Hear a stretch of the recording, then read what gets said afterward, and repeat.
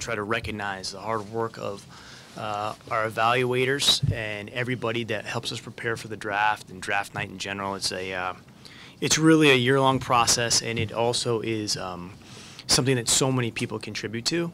And I just have so much respect for the people that in an organization that spend their time evaluating talent all over the world.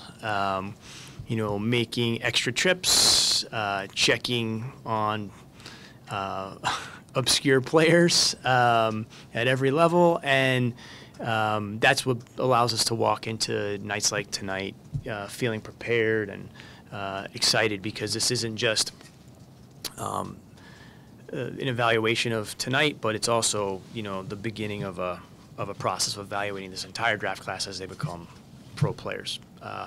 Troy Weaver, Will Dawkins, Brandon Miller.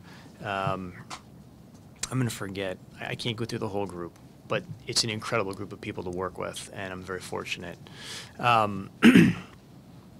With respect to Terrance, we're thrilled to have him, add him to the Thunder. He represents, I think, a few things that attract us to him. Obviously, it's rare to find a player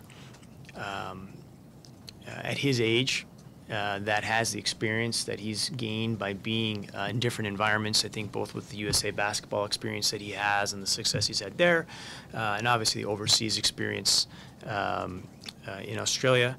And he has a speed, a size, a length, and athleticism, and obviously an ability to shoot the ball from range that makes him an exciting piece to bring into the organization and continue to help grow. He's also a guy that has a great disposition. He's just a really pleasant kid, and a kid that I think is really excited about what's in front of him and willing to put the time and the work in. So we're excited to have him. So with that, I'll open it to any questions you guys have. Is there one particular trait that he exhibits that really stands out above the rest? I think to answer that question, I think the fact that there isn't one specific thing is really the reason why we were attracted to him as a player. You know, at his size and length, you know, he's able to play both sides of the ball, but he also has a speed that I think is really important with our team. And I think it's a combination of things, including his experience, you know, overseas, and then the ability to play as part of a team where he wasn't just, you know, the person getting, you know, all the opportunities on the offensive end, and that never really had an effect on his defensive intensity and the disruption that he's able to create with his size and length and just his overall pop physically. And was there a challenge in scouting a guy who he didn't play a lot over there, and he was playing obviously against guys who were much older? Was there a challenge just kind of getting a feel for him? I mean, I don't think it's necessarily a challenge. I thought maybe in some ways it was helpful because you got to see him in pretty physical environments, playing against, you know, a certain physicality, but also, you know, remember the people that he was playing high school with in AAU in his class, they're freshmen this year. So he was technically supposed to be a freshman, but he was thrust into a role where he had to find his way as part of a team and accept that and figure out how to contribute, you know, to that. So I thought in some ways it was an advantage, and our scouts did an excellent job, I think, kind of navigating through that and not just looking at this season, but also his high school career and USA basketball career, as I said earlier. So interesting, but I think in some ways, I think we got some answers in a positive way from that particular experience. In addition, I would also add just the choice to take that challenge on, you know, knowing that it was not going to be the easiest path, or a path maybe more standard, right? You know, I know from speaking with him, it wasn't easy, and there were difficult circumstances, and there were times where it was a challenge, but he continued to persevere. Sam, when you guys got to 21 to pick, it seemed like there were several options potentially for you to fill needs, and you ultimately decided to pick Terrance. the fact that it sounds like he's both a defensive and potentially deep threat guy, how much did that play in the decision to go with him? Well, I mean, I think all those things. I think he, as I said earlier, like it's just when you find a guy his age at 19 years old that has played in a pro environment, has shown he's willing and understanding how to play a role on a successful team. Obviously, making shots off the catch, but disruptive defensively. And again, anytime we draft any player, we're not drafting the player for where he is today. We're also drafting the player because we feel like we want to walk hand in hand with them through their development, and that's what this is really a beginning point. And I say that to all the players that we spend time with before the draft. Which a lot of people see the draft as an endpoint. In reality, what it really is it's a launching pad for all of these players. They have accomplished a great deal, and they've worked incredibly hard to get to the NBA. But at the end of the day, wherever you're picked, everyone's starting from the same place. And so now, we see out of these 60 players who is going to emerge, and it never goes 1, 2, 3, 4, 5, 6, 7, 8, 9, 10. In fact, it's pretty tapered off. And so, we'll see. We're hopeful that he's the type of player that will emerge over time and be a contributor at the NBA level. Do you see him as maybe a little closer than some other guys his age because of the fact that he played some professional ball? I mean, I think it's an advantage, but I wouldn't say that it's a huge. I wouldn't say that it's a huge difference. I think one thing I think people really sometimes have a hard time with is, it's where you start. Like, not everyone gets the same opportunity, right? I mean, it's very rare that a guy like Sabonis finds his way into the starting lineup on a playoff team. You know what I mean? At 20. So that's a unique thing. Now, what allows Sabonis to do that? A lot of it's makeup, a lot of it's savvy, a lot of it's resilience. Obviously is a skill level, but it happened to work out for him. But there's a lot of really talented guys that get drafted that it doesn't happen immediately. So there has to be a process. Unfortunately for us, we've had some guys over the years that have been able to get opportunities. Abrinish, when he arrived here as a rookie, a lot of people saw him as a developmental player, but he had played in significantly big games in Europe and had a lot of experience and found his way to minutes over time. I don't know what will happen with Terrance, but I wouldn't put any limitations on him. But at the same time, so much of it is what's opportunity and placement and then development and how much hard work he puts in, and then the coaching staff having a vision for him and putting him in positions to be successful. Sam, how much of a struggle was it for you? I mean, historically, you'll go out there and try to draft based on best player available or whatever you believe, not necessarily for need. And your organization's in a different place this year, both financially and where you rank in the West. Was it a struggle for you to go against you didn't end up going against, but did you think about drafting more for need and take that into more into account? I don't understand exactly what you're saying. I mean, you can draft for need in that situation when you guys might need shooting, or you might need a wing, you might need a backup point guard, and you end up going with a younger guy who might take a little bit of time to develop. Oh, okay. Did you think because now you're finishing 6th in the West and you're strapped for cash and you can get cheap labor here, was it a struggle not to draft for need in that situation? No, it wasn't. I mean, I don't necessarily agree exactly what you're saying, but I think what we're looking at is who will be the best Thunder players, and so to me that's the combination of, a lot of people say you draft for fit or best player, and to me it's the best player for the Thunder is the player that you should try to draft, knowing that in the 20s the odds are significantly against a lot of more than a few of these guys really going on and really succeeding at a high level.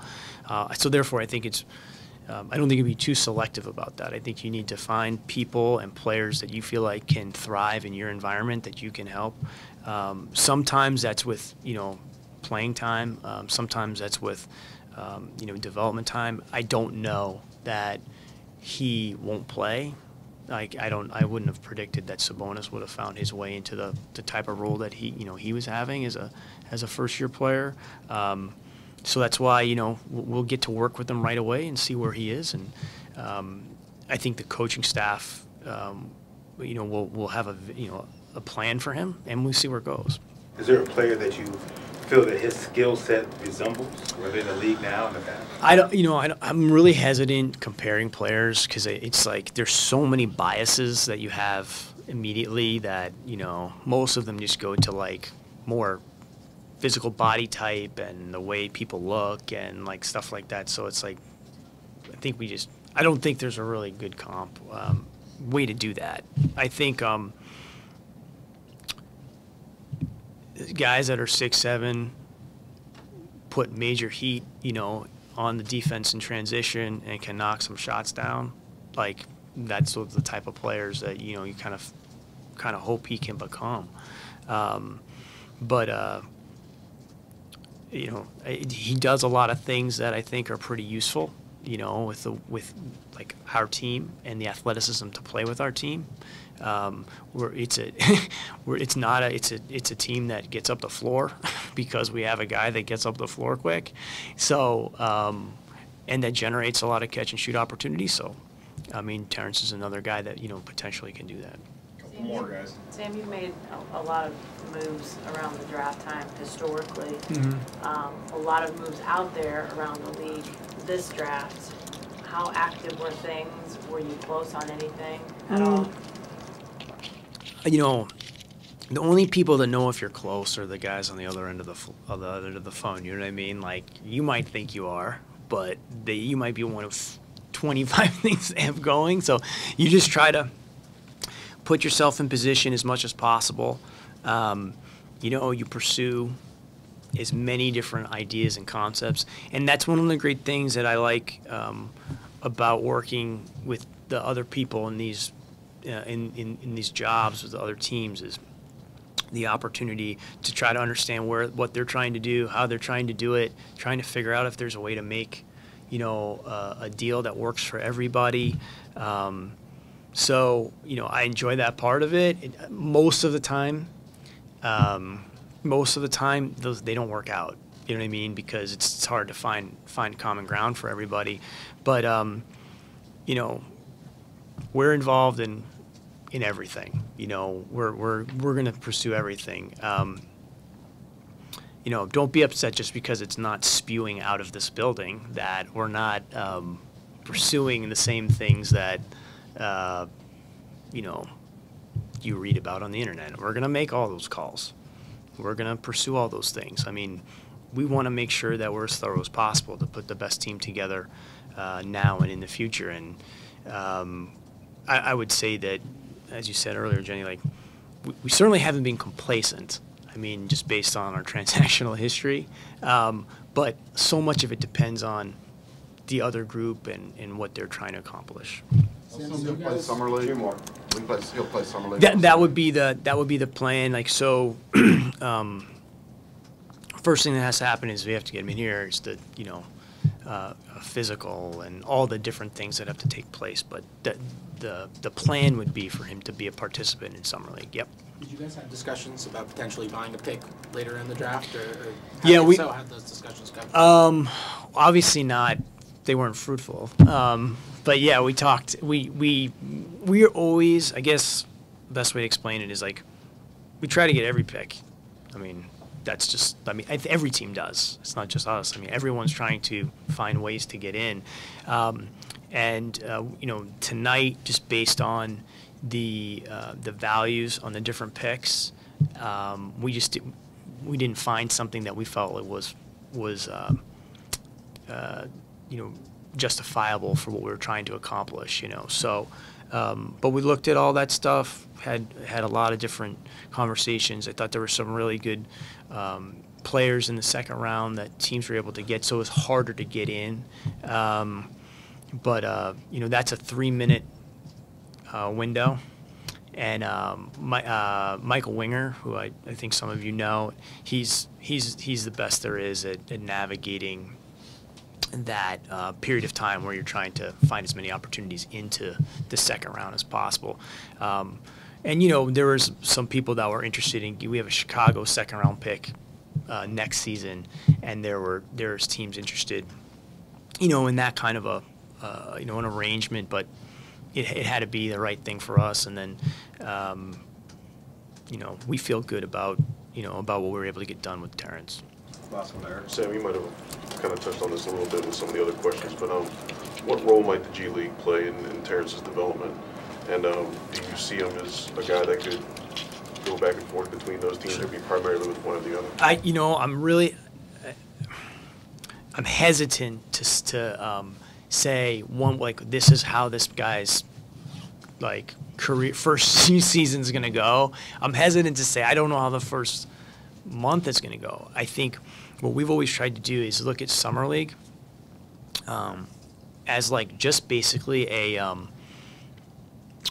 I don't know the right word. I guess it's just more of like, okay, where are we starting? And I don't think you can try to, you know, you have to have a vision for the player, but you can't try to solve it all at the same time. I mean, I think that's one of the reasons why Adams has progressed as he has. I think we've tried to be very specific and intentional on a few different things and then add on to that. Terrance would be the same thing, but the first thing you need to do is let him go out, compete, play. Let's see where he is. Come back as a staff. The coaches will assess kind of like where do we want to start with this. We have used I'm glad you said the G League because I would have said the D League, but